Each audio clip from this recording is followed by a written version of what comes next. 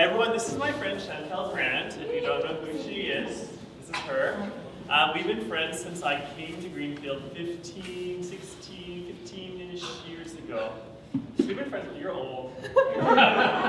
She was one of the youth leaders here when I started to kind of became friends. She was one of my volunteers right off the start. An inherited one and a great inherited one. I got to interview him for his job. She was also so you can on, now you're right. Also, you were on Switch Media, that's correct.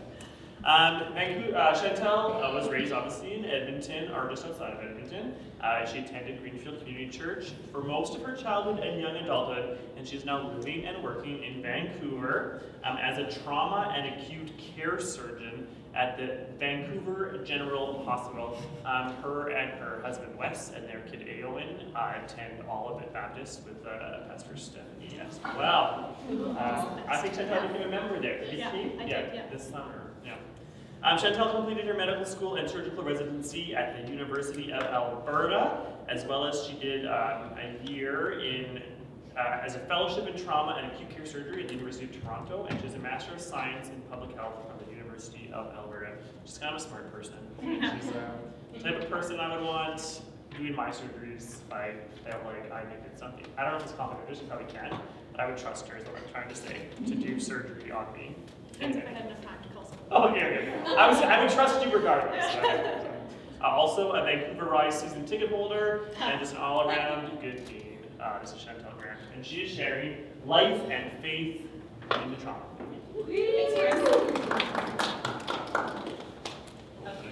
It's okay. Well, thank you, everyone. It's really nice to be back. Tyler invited us to come back to Edmonton, and I was like, well, this is a good opportunity and excuse to come visit. Because it's been a couple of years now, and my parents are no longer in Edmonton, so we actually don't come back as often as I would like, because now we just go to the island to visit them. But my sibling's still here, so we were visiting and staying with them at this time. So I practice in the academic world, which means we always start with the habit of doing a land acknowledgement at the beginning of all our presentations. And I hope this doesn't turn you off of my presentation, but I actually always felt that this practice of reflection and gratitude aligns very well with what we're talking about today, this idea of being connected to both the land and to others. And just really acknowledging kind of the blessing and the privilege of living here, or in Vancouver, in a land where it is peaceful, being born into a family of relative wealth, and the privileges that I don't deserve more than anyone else, and how grateful I am to be here today. And so the land where I practice is the traditional and unceded territory of the Coast Salish peoples, including the Musqueam, Squamish, and Tsleil-Waututh nations, and the territory we're on today is the Treaty 6 territory, and so I just want to take that moment to acknowledge and reflect on that. Chris did some of my intro already, so hopefully I won't spend too much time going over this, but I just want to introduce this talk with, although he listed many qualifications, I am wholly unqualified to give this talk. A lot of this talk actually is going to be centered on how, I think in many ways, my job has drawn me away from faith, and how I've been kind of wrestling to rediscover my relationship with Christ and make that a part of my life again. And so in the interim, I think I've forgotten a little bit how to talk churchy. So, I mean, I used to be really good at it, but now I'm less good at it. Certainly not as poetic as any of the speakers this morning. You guys were fantastic.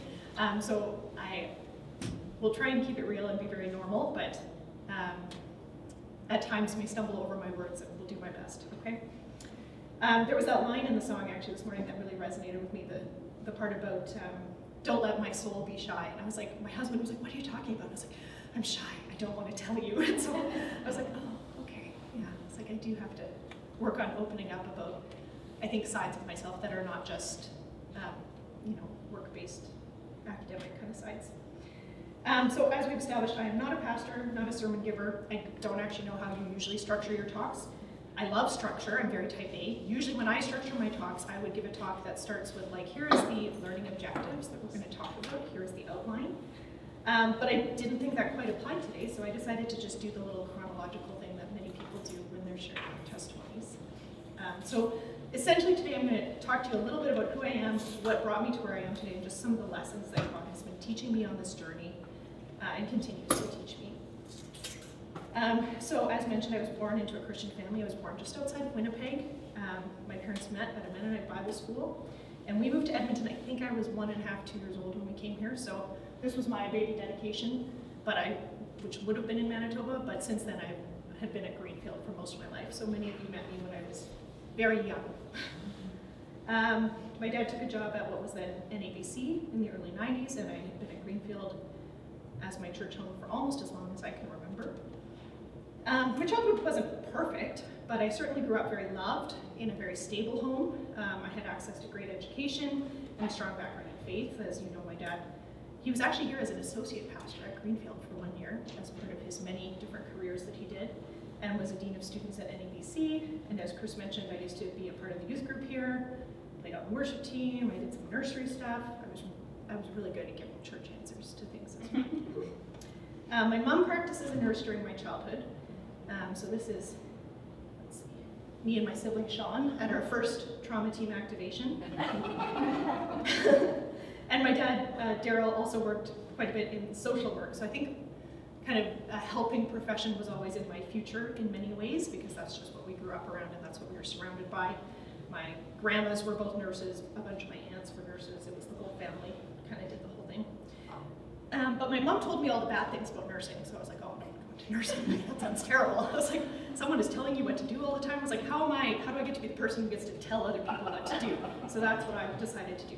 She didn't tell me all the bad parts about surgery, but ultimately we discovered that on our own. So as Chris mentioned, stayed in Edmonton for 4 years, did med school for 4 years after that, still in Edmonton, and then 5 more years of a master's degree. I had a baby, 5 more years of residency, had a baby in the middle of that during my master's degree, and then we moved to Toronto for 1 year. That's kind of when I lost track of most of you, and then since then, for the last 2 years, we've been in Vancouver, where I work as a trauma and acute care surgeon, and I'll just explain a little bit what that means. So a trauma surgeon, so that part of my job, essentially I deal with any acute injuries that come in. I see the patients as they come into the emergency department. I'm not an emergency physician, I trained as a surgeon, but we have good evidence to say that trauma team resuscitations go better if a surgeon is involved in the resuscitation in the emergency department. So we come down within 15 minutes of every major injury of a patient arriving, and we lead that resuscitation, and then if the patient needs an operation, we take them to the operating room. And I basically do anything between the neck and the pelvis that's bleeding. If it's bones that are broken or a neurosurgical emergency, then I work to coordinate those other specialists.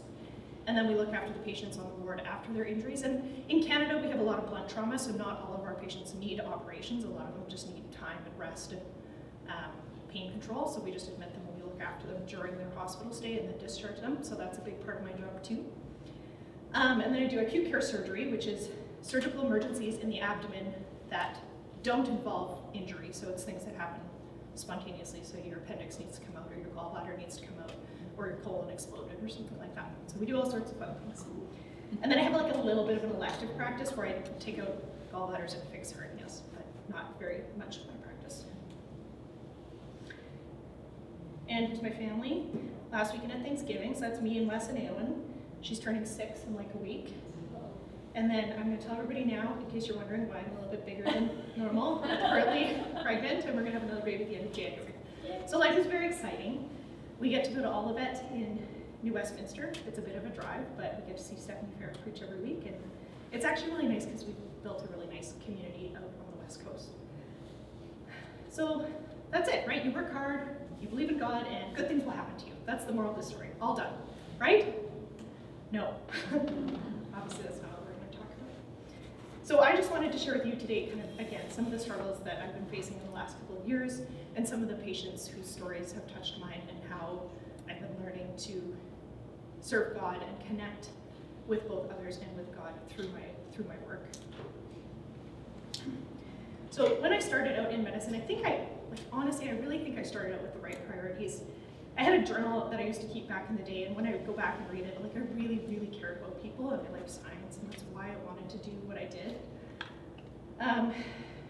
I spent a lot of time wrestling with my faith. I spent time putting myself in places of my comfort zone, working with people who came from backgrounds different than mine, and just learning how to spend time loving others like Jesus loves us. And I think that really helped keep me focused on what mattered and sharing that love with other people. I think my faith was a big part of that. But I also think there's a side of me that is very much, as mentioned, like type A, hardworking, workaholic, and I'm sure many of you can relate to that as well. I actually found it really interesting that the title of the conference today is For the Sake of Others, because in many ways, this is not something I struggle with, on paper anyways. I'm very good at giving of myself for the sake of others. If there was ever a Bible character that I related to most, it was Martha. So, as the verse goes, as Jesus and the disciples continued on their way to Jerusalem, they came to a certain village where a woman named Martha welcomed Jesus into her home. Her sister Mary sat at the Lord's feet, listening to what he taught. But Martha was distracted by the big dinner she was preparing. She came to Jesus and said, Lord, doesn't it seem unfair that my sister just sits here while I do all the work? Tell her to come and help me. But the Lord said to her, my dear Martha, you are worried and upset over all these details. There is only one thing worth being concerned about. Mary has discovered it, and it will not be taken away from her. So I don't know, I've always been afflicted with the Protestant work ethic, that very prevalent, I think, in our communities, and also eldest daughter syndrome, which is that idea of feeling a sense of responsibility for your younger siblings, feeling pressure to make sure everything's perfect, struggling to set boundaries and express your emotions. And apparently the characteristics of many oldest daughters are responsible, independent, empathetic, caring, but also a perfectionist, stressed, and anxious. And so perhaps maybe whether you are an oldest daughter or not, you can relate to being a bit like that. I also found this Instagram reel, which I don't think has any sound, but I thought it was funny. So all the overachieving eldest daughters, how's your career in healthcare going? Because that's what a bunch of us have ended up doing. I once remember reading a quote, and I think this is probably similar to others in careers where you end up doing a lot of service as well. I'm sure some of our teachers can relate that the healthcare system relies upon the philanthropy of healthcare workers. And this means that our system really wouldn't function unless healthcare workers stay late, they skip their breaks, they skip their meals, you work nights and weekends, you don't go to the bathroom when you have to go to the bathroom, you ignore your bodily needs, and you make sacrifices of yourselves for the good of your patients. And I think a lot of that is, based in history and culture, but also this idea that your job is a calling and it's a vocation, and you're there to serve others, and we purposefully, I think, seek out people who come into it with a good heart and are looking for that opportunity to serve others. And I was certainly no exception to this. I think at the time, becoming a doctor fit in very well with my Christian upbringing. And I wanted to give of myself in the same way that Jesus gave for me. So I poured myself into this life path that I thought would help me to be a helper, to be the light of Jesus in the world, and use my gifts for the glory of God. This isn't to say that my motivations were always purely unselfish. Sean and I once had a fight because Sean told me that some people say that doctors only do it for the power and the prestige. And I was like, that's not true. I'm doing this because I want to help people. But I think there is a certain element of it that the prestige does draw people, and it is, I think, nice to have that attention and ability to share your career. Oh, wow, that's so exciting. And so while I can't say that was my primary motivator, I can't say I minded having prestige associated with it. And I think too, as a people pleaser, it always fits in really well with that. You just continue to jump through the hoops. You say, I'm gonna write the MCAT, and then people will be pleased with me. And then I'm gonna apply to med school, and people will continue to, put praise upon me. And it's that feedback loop of just jumping through the hoops and continuing through that cycle, and getting the positive feedback that you want at each stage of the journey. But I think on the whole, very much still good intentions starting out and wanting to help others. So as mentioned, was good at self-sacrifice. I threw myself very much into my studies.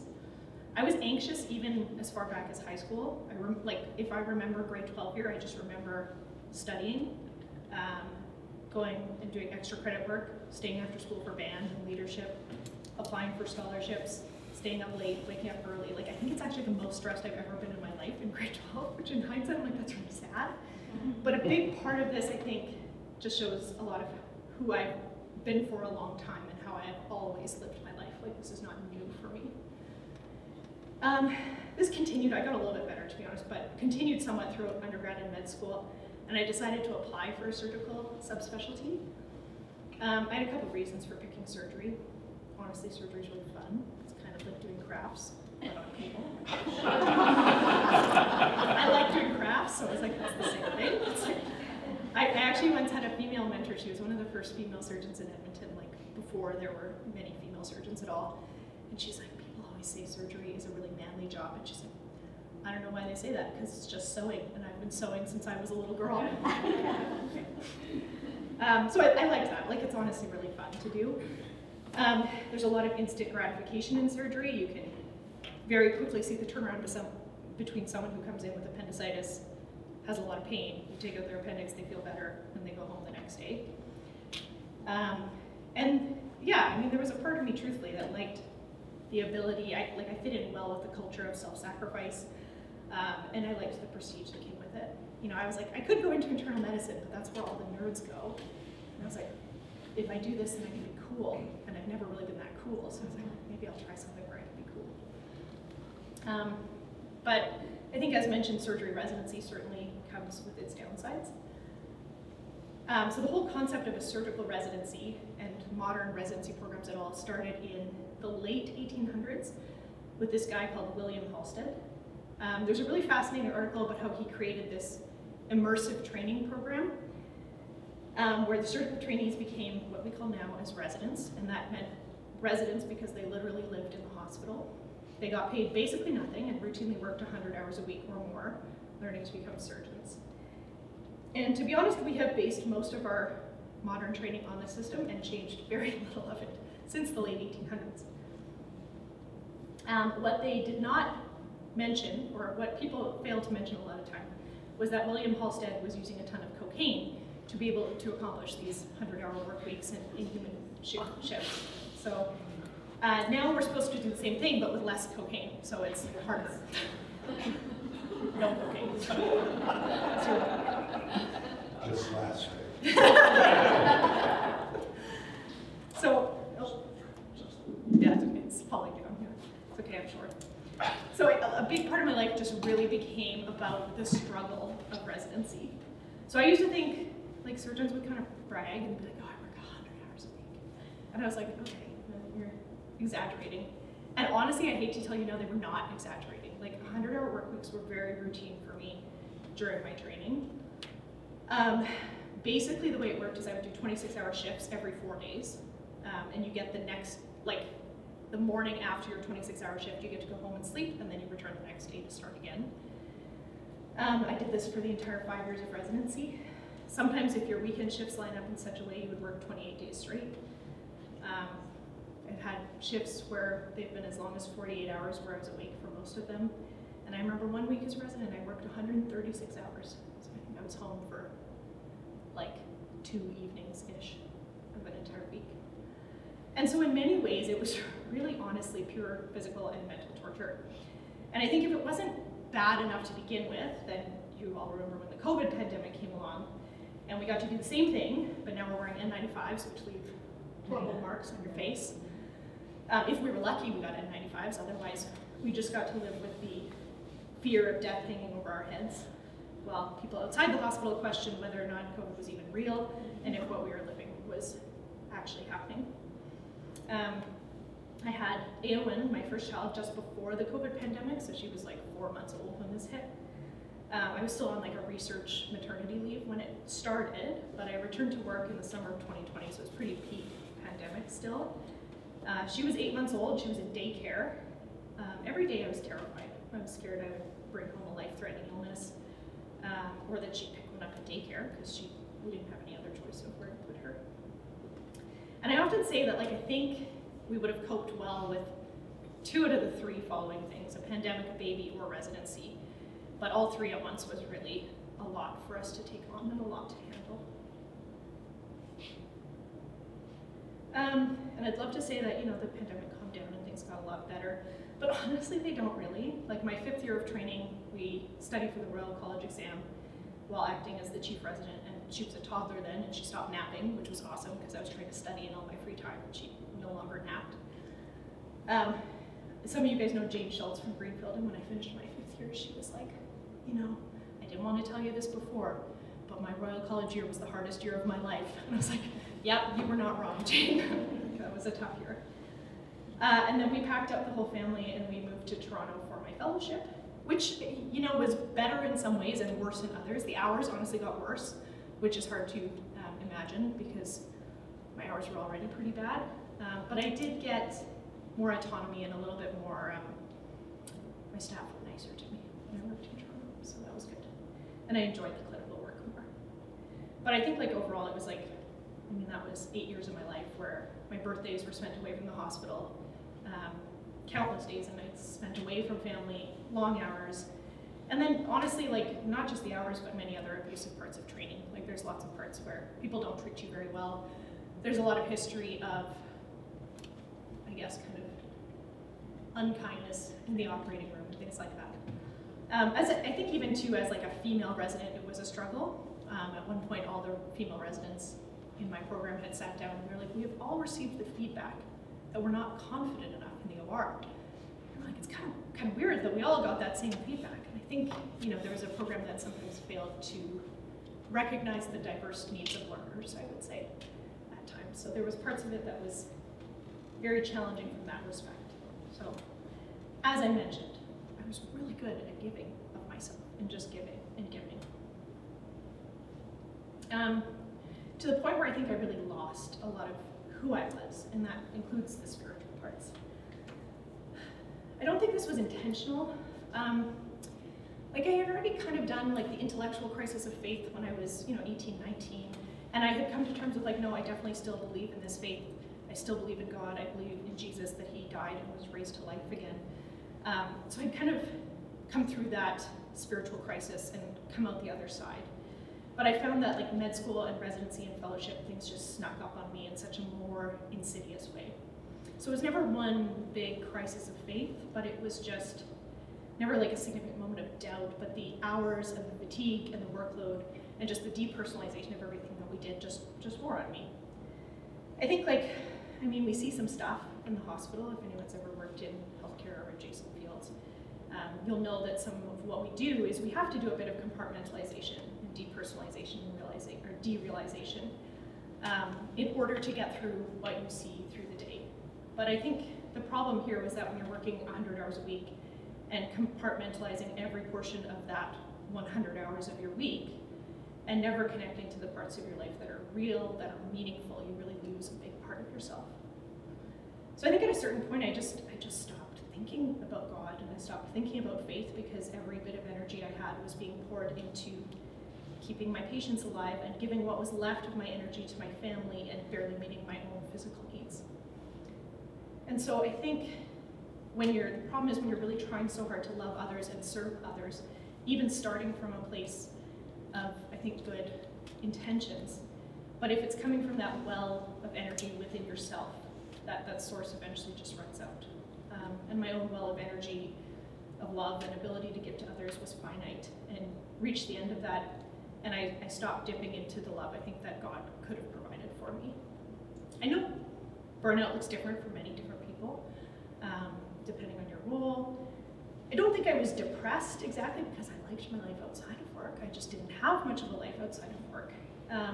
But it was just so hard to see beyond like the next 24 hours that I had to get through. And so that's what kind of many years of my life were looking like. Okay, the next slide has some gory pictures. So look away or close your eyes and just listen if you don't like blood, okay? So yeah, as mentioned, I'd worked myself to the point where I just didn't care anymore. So I'd finish a case like this. This is someone's blood all over the floor. And I'd have to tell their family member that they were dead. And then I would have to go eat a sandwich and go back and do the next case. Often I would go home and I'd say my day was boring, or I'd complain about how long I'd had to work or how little I'd had to eat. Sometimes I'd talk about the cool case that I had done and how neat it was. But I think it's like taking a step back, it's like that's kind of messed up, right? Like I was there for these life-changing moments of people's entire existences and just completely emotionally shut off from a little bit. And I think at a certain point I realized that residency training had stripped me of a lot of my empathy. And again, like you can't overinvest emotionally in every single patient's tragedy or you're gonna destroy yourself in the process. But I do think at a certain point in time, you do need that moment for reflection, for taking a step back, and realizing the ways that you're being present in life-changing moments that people are experiencing. And it shouldn't just be a boring, everyday experience, but like a life-changing one, a humbling one, an awe-inspiring one. I remember I had a conversation with a colleague where he was still in med school, actually, and we were just studying. He was like, what is the whole point of all this? Like, woo, we saved your life. Now you can die in 10 years instead. You can get hit by a bus tomorrow. Like, what is the point of just saving people's physical lives? And then I think that's kind of where I was stuck at the end of my residency and fellowship. Like, truly, what is the point? We save people from their heart attack and they continue to smoke and have another heart attack the next year. We save them from a suicide attempt and they try again next week. And even in the good case scenarios where we do make a difference, and let's say you take a child suffering from cancer and you cure them and they live another 70 years, what is the point? Like, it was an Ecclesiastes moment. It's like meaningless, all of this is meaningless. What is the point of just prolonging life, just physical life, if I don't exist to at least connect with others on a spiritual level and be that presence of God with them in that room at that time? What is the meaning of all of this if we don't recognize the holy and the sacred space that we're occupying in their life story? Like, if we're not existing to bring comfort and healing not just to the body but also to the soul, and to be truly present with people in their suffering. So we moved to Vancouver. I started my work as a staff, what we call staff surgeon or attending surgeon, which means no more supervision. My hours are still long, but they're better. I have a lot more control over my life. I get to see my family again. I do long hours on, but then I get lots of time off, so that's nice. But because of this, I've had a lot more time to reconsider who I was becoming just as a person and what I wanted out of my life. Vancouver's a funny place because there's these people who have this culture of just chilling in parks. So these people in a park. We actually have a park near our house that has been renamed Dude Chilling Park because they have a statue of a guy who kind of looks like he's chilling, and somebody once graffitied the sign so it said Dude Chilling Park, and the name was so popular that now it's called Dude Chilling Park forever and ever, which I think is quite fun. So one day I was walking to work, and this is my view when I get to walk to work, which is awesome, but I walked past this group of people chilling, and I remember just looking at them, and I was kind of jealous of them. I was like, you're just sitting there. Like, some of them are talking, some of them are reading a book, but some of them just sit there and just like look at the mountains and sit there with their thoughts. And I was like, I can't remember the last time I have just sat alone with my thoughts. I was like, it's been a while. In fact, I was really uncomfortable with being alone with my thoughts. I was like, oh, I have to address some of these parts of me that are uncomfortable and these parts that I don't want to. And I very much was addicted to a life of keeping myself busy, and still something I struggle with. I remember a time when I was in youth group in junior high, and Les and Cheryl were here, and they took us on a camping trip to the mountains of Jasper. And I think we went and spent, it was an hour in silence in the woods, and I was like, I don't think I could do that anymore. Like, I don't think I could sit in the woods for an hour and be alone with my thoughts and spend time in the presence of God for an hour, because my life has just become about efficiency and getting things done and the next task on the list. And I remember just looking at the people in this park and remembering, like, oh, I used to be able to do this, and realizing that I had lost that skill. And so since I am goal setting and driven, that became my new goal, was to learn how to relax better. So that's what I did. But I did. I really actually had a list of things that I was like, now that I am done residency, here's what I want to become, here's what I want to do. And part of that on my checklist was like, I want to become a person who just sits in the park and just sits there. That's what I want to do. And I just really wanted to rediscover, even on that really basic level, that spiritual side of existence. To just be able to be still and to know.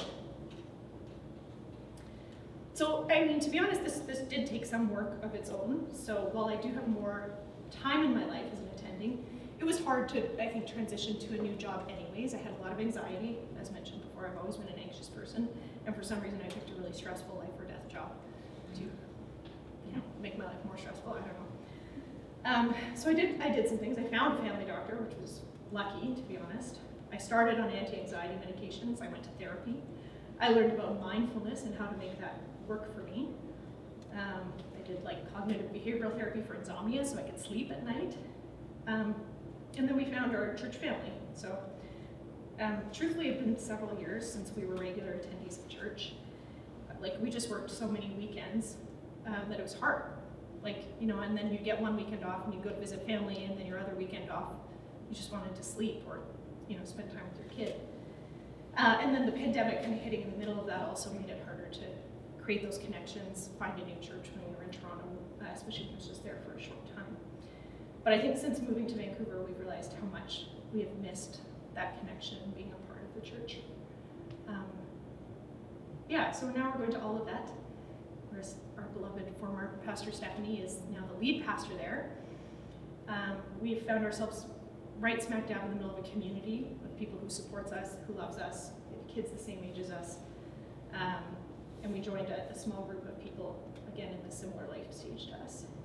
And one night, the women from our life group, we went out for dinner together, and we were talking a little bit about work.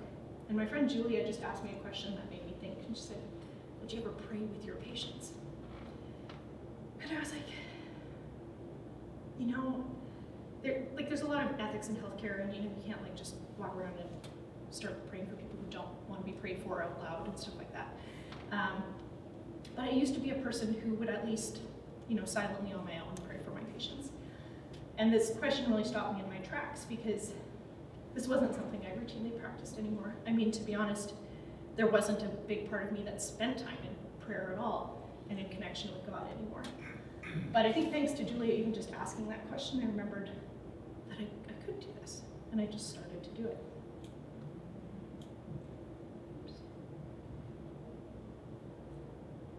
So inside the trauma bay or a trauma operating room, every second counts. There's not a lot of spare seconds.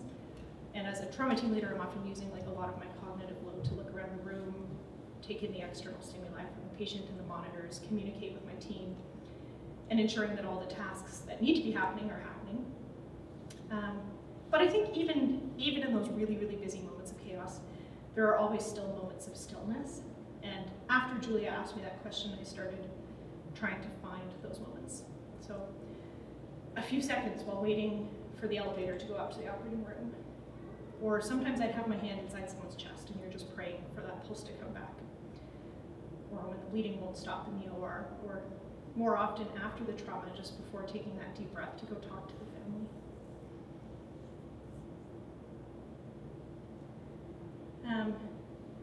This is a young man in a family that I will vividly remember probably for the rest of my life. He was one of the scariest operative cases I've ever had. Basically, he was, for the most part, an innocent bystander. He was out after fireworks night with his brother. They were coming home on the bus, and somebody decided to commit a random act of violence on the bus and stabbed him in the abdomen. You know, sometimes I think we're very blessed to live in Canada because mostly we stab other people, and a lot of stab wounds go nowhere. But this was what we call a real stab wound, a big T trauma. He showed up in my trauma bay very sick. We resuscitated him, got him up to the operating room, and then opened his abdomen. And we got into really, really, really massive bleeding. One of those pictures of the blood on the floor might have been his. What we didn't initially know, and part of what we spend time figuring out, is where the bleeding is coming from. And what we didn't know at the time was that he had a traumatic injury to his liver, his pancreas, which is a very challenging organ to fix, as well as his aorta and his inferior vena cava, so both the largest vein and the largest artery in your body as they run through your abdomen. And I have seen a lot of bleeding in my day, and I have never seen so much bleeding. I had to open his chest so that we could cross-clamp the aorta to slow down the bleeding to his lower half, basically, and prioritize blood flow to the brain so that he didn't die on the operating room table, which, to be honest, like, people don't die on the operating room table very often. We're very good at keeping people alive in that very controlled setting. But in this case, I very much thought he was going to code on the table, and I was very, honestly, very scared. And I remember at one point I was just holding pressure on the bleeding because a lot of what we do is simple concepts and just holding pressure and things like that. And in that moment where I, was not moving my hands, where I was not having to do something other than just holding pressure, I took a moment just to pray for him. And another surgeon I called in to help, and they basically joined me, and there was a lot of bleeding, and they said, I think he's gonna die. And we talk in medicine sometimes about how to be a surgeon. You have to be a little bit narcissistic. and have some obsessive compulsive personality traits to do the job well, because you certainly do have to have confidence in yourself to be able to do some of these things. But I think it leads to a life very much of leaning on your own understanding, and that idea of like, I mean, there is a joke that a lot of surgeons think that they are God, because you're holding someone's life in your hands. But I think in that moment, it was very much, you realized you reached the limits of what I could physically do. I mean, I still did all the same steps, called in a more experienced colleague, we got the exposure, we held pressure. But I very much think that just stopping while praying for the bleeding to stop, to ask for help from someone greater than myself in that operating room really did make a difference. So we persisted, we did what we could. We were able to find a big hole in the IVC, the big vein, and oversew it, so that one would stop bleeding. And the hole in the aorta, I think, kind of self-clotted while we were holding pressure, and because we put a clamp on. He was still really oozy. We call that, you've had a massive resuscitation, you've lost most of your blood, you lose all your clotting factors. So at that point, we just pack the abdomen and we go back to ICU for what we call damage control surgery, and we keep giving you clotting factors, and then we come back. For him, we came back less than 6 hours later because he still had lots of ongoing bleeding. But this time he had better ability to make clots, and we were able to get some better control, and he got a stent in his aorta for the injury to that. It didn't end there for him though. He kept having, the pancreas injury was a very serious complication, and that included life-threatening sequelae that I thought were going to kill him in the ICU on several occasions. He had bleeding from the pancreas, a leak from the pancreas, and after multiple surgeries, his abdomen was essentially frozen, like we couldn't access it. So it was kind of like, well, if your pancreas bleeds again, there's nothing really we can do to get to it.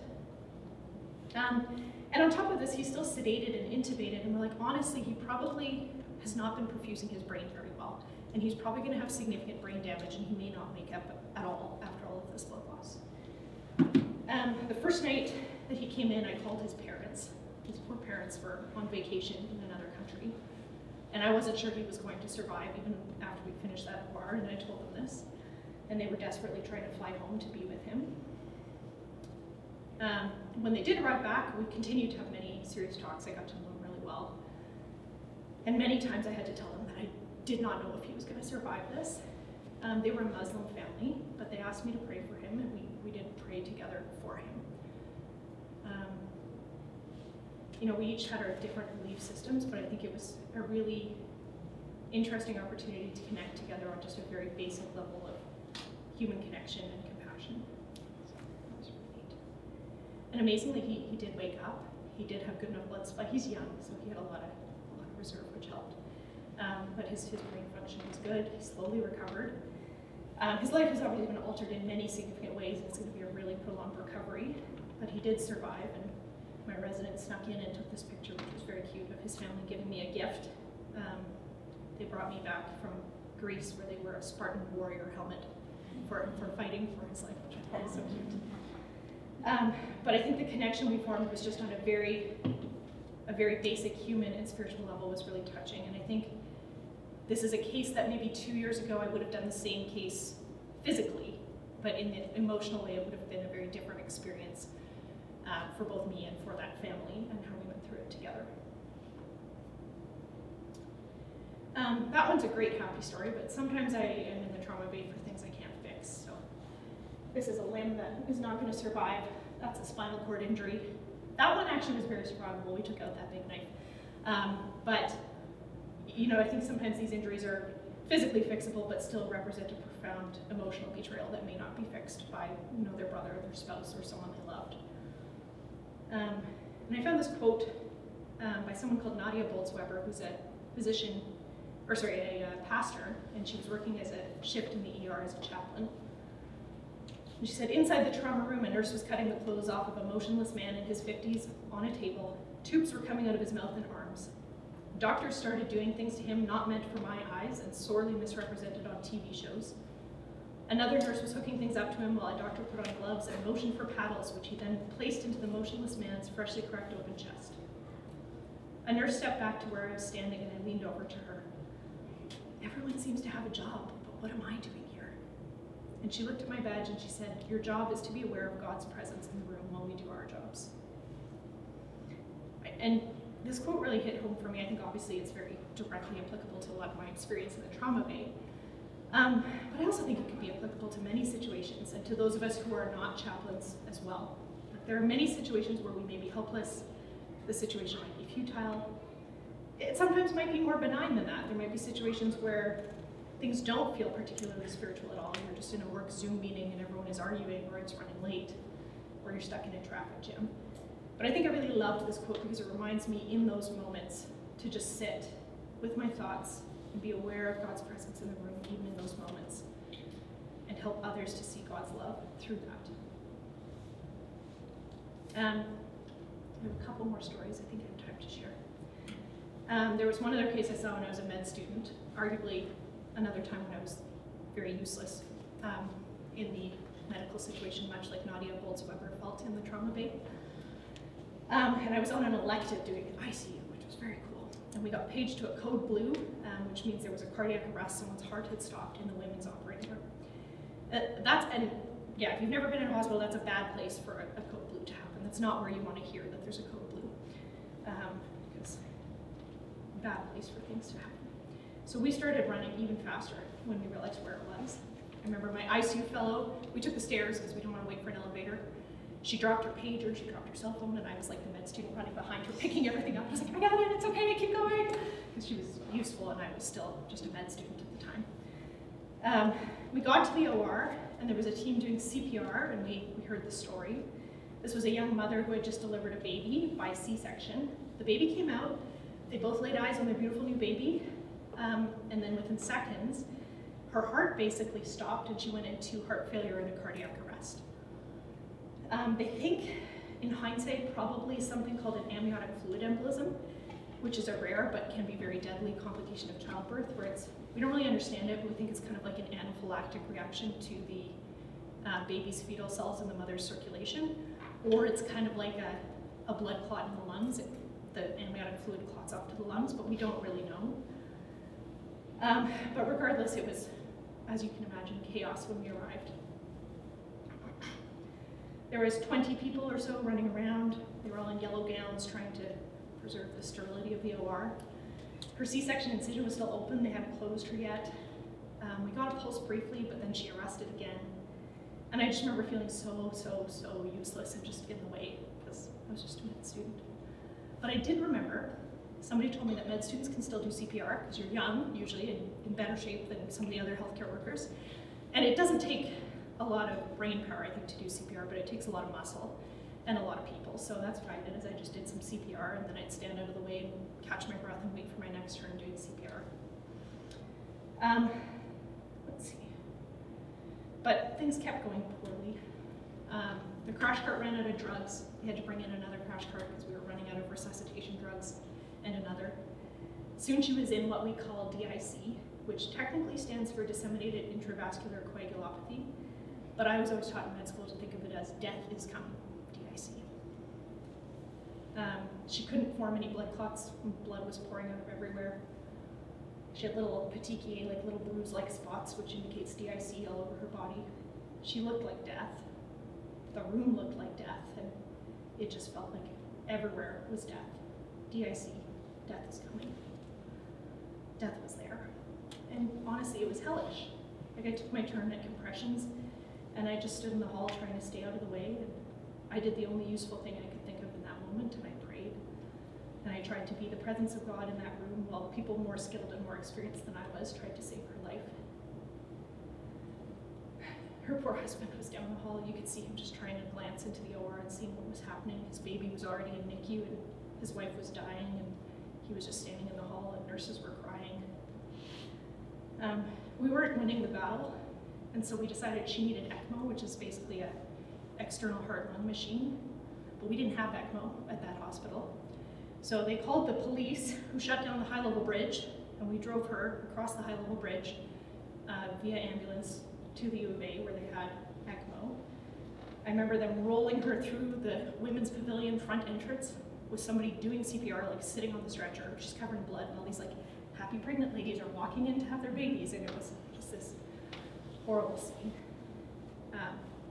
And then after she left, the rest of us were just left behind, just kind of holding one another in shock essentially praying that someone or something would hear her hopes that she would get better. I never in my darkest dreams thought that she would live. And it was, to this day, one of the worst things I've ever seen in medicine, and I've seen some horrible things. She got 2.5 hours of CPR before she was put on an ECMO machine, which is generally considered to be unsurvivable, as most people won't get enough blood flow to their brain in cardiac arrest for that long. But somehow, she actually had, I think it was the right place at least to have a cardiac arrest. She got lots of blood transfusions, she got good quality CPR. So she actually survived. We thought she'd still have a pretty significant brain injury from the lack of blood flow. But 5 days later, we got a call from the other hospital and they told us she had woken up. She came off the ECMO machine and her heart started to recover. 3 days later, she actually got transferred back to us at our hospital. She had the breathing tube taken out, she was talking, she was awake and normal. And truthfully, like, I'm not sure I believe in modern day miracles. I see a lot of things that miracles don't show up for, but this one maybe, just maybe, that was God showing up. I always cry when I tell this story, but I went into her room in the ICU one day and I was talking with her, and she was telling me, she was drinking a Screamer, which is like a Slurpee with ice cream, and she was telling me how much better it is when you put ice cream in the Slurpee. And I was like, yeah, that's true. But I was like, also, you're alive enough to tell me this, which is crazy. And she was like, oh, I got some pain in my ribs. She had broken ribs from the CPR, and I was like, oh, I'm sorry, that's my fault. I broke your ribs. I'm like, I'm sorry. She's like, don't be sorry, you saved my life. And she had this little hospital autograph book. She asked me to sign it. She was asking every healthcare worker to come in and sign her book, and I think I wrote something silly like, I'm glad you're doing better, and I wrote my name. And then later that day, I got an email, and this was a girl that I went to junior high with. I hadn't seen her in many years. And she said these words. She said, today I went to the hospital to visit my sister-in-law, and she showed me a small book where all of her visitors were words of encouragement for her, and I happened to notice your name. She said, I spent the last week and a half rotating between the hospital prayers, caring for my 4-year-old niece and my newborn nephew, and what happened in the last few weeks has been a roller coaster of events, and I know it's nothing short of a miracle. I realize that you and the rest of the team in that OR are the reason that she is alive. Words can't describe how thankful me and the rest of my family are for you all. I just wanted to send you a quick note thanking you and your coworkers for acting so quickly and never giving up on her. 2 days ago, she met her son for the first time. Today, she saw her daughter for the first time since the incident and was strong enough to hold her son unassisted. Every day, she gets stronger and moves closer to a full recovery. We will never forget the people involved in caring for her during this time. While I realized there was a very large team working on her, I recognize that you also played a role, no matter how small, in saving her. And thank you. And so I think you can take what you want from this story. I mean, for me, I was like, man, I gotta retire from medicine now because this is as good as it gets. But I think for me, it was a lesson in being God's presence in that room where it feels like there's nothing else helpful I can do, and how much value even just the small role that alone can have. More recently, just a couple more short stories. I had a patient who was a really challenging case, and she had 2 simultaneous cancers, essentially, that we had discovered, and then developed a bowel perforation, and we took her urgently to the OR, and I fixed the hole in her bowel, but I told the family she was really sick. She needed chemo, she needed immune therapy suppression, but she also had a bad infection, and I said, we're really unlikely to have a good outcome here, and I don't think she's gonna survive. And this was just after I'd had that conversation with my friend Julia about praying for patients. And I remember in this case, I just felt a push to step outside of my usual comfort zone.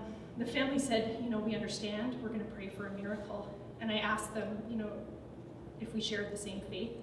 And they were Christians, and so in that case, we actually sat together and we prayed together in that waiting room, and we hugged and we cried. And she died anyways a couple days later. There was no medical miracle that day.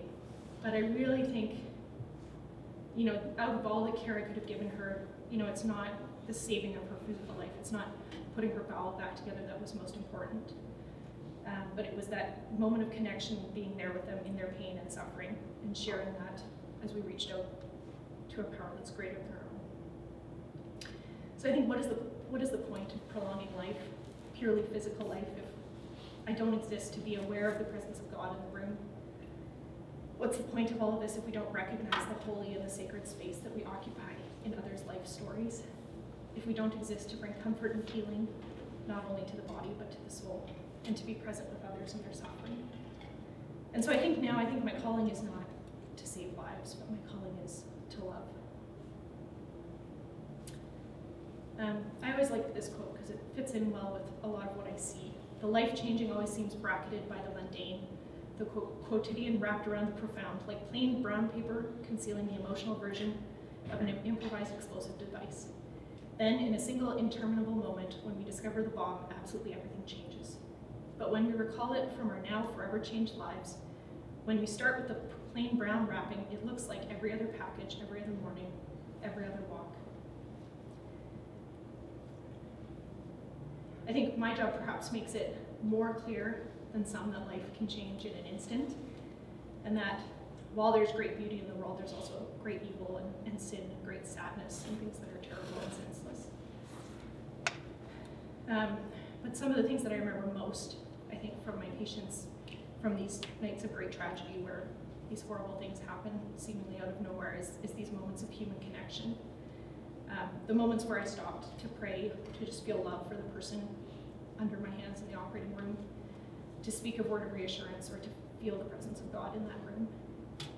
And I remember too the people who came in to help, the people who showed up at this event, for example, working for free on their night off, just to be there and be present in the suffering of others. That was like the Mr. Rogers quote where he says, in a tragedy, look for the helpers. So I think that brings me to this side of things. I mean, in many ways, my job is a lot of things on many levels. At times it's thrilling, at times it's emotional. At times I see people at their worst or people at their best. And I have a chance to connect with many people and I love them. My work remains challenging. There are days when I'm tired, hungry, and cranky, and days where I don't really want to show up. And not every day is profound. So many days I'm walking a resident through their first appendix at 4:30 in the morning. Or this one in the middle, we're running a Santa Claus simulations. That's a robot patient with a Santa hat where he got run over by his own reindeer. So I'm learning to work hard, but still find these moments for reflection and for joy and for worship on a daily basis. I'm learning just a little bit more how to be a Mary at the feet of Jesus and not just a long-suffering martyr or Martha, I guess. I'm finding more and more that I'm able to be fully present as an ambassador of Christ in those moments as well, because of the moments I spent filling myself up and connecting with God. I am able to give more of myself to my patients. And not just the tragic moments, but also the joyful moments. As mentioned, residency is hard and sometimes abusive, so I think I have an important role in breaking that cycle and being a role model for my own trainees. And everyone I meet in the hospital, really. The little moments and the big, the profound and the mundane, I think is really important. And so we don't have a lot of time left, but I think these are just kind of the questions that I wanted to take away from this talk. I don't necessarily have any answers for how this fits in with your life or even how it applies to your life, but I think it's just a matter of how can we refocus our service? How can we turn it from just being caught up in the acts that need doing themselves, but instead reflecting the love of God in what we do? I think it's a matter of just remembering that life can change in an instant, thinking of places where you can slow down and reflect on God's presence and blessing in your life, and how can you use God's love to fill up yourself with love to share with others. And in any and all moments. So what are those opportunities in your life where you can be the presence of God for someone else? That's all I have for you today. I think we'll just pray for a moment. And thank you so much for listening. Sorry I don't have more like interactivity, we're just talking. Dear Lord, thank you so much for this group of people, this community I have back home in Edmonton, and the new community I'm forming as well in Vancouver. Thank you for all the ways that you've been showing me your love, your connection, and giving me those opportunities to connect with others.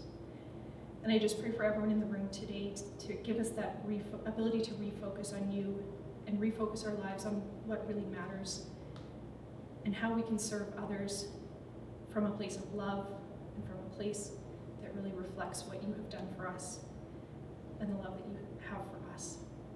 We thank you so much for your sacrifice.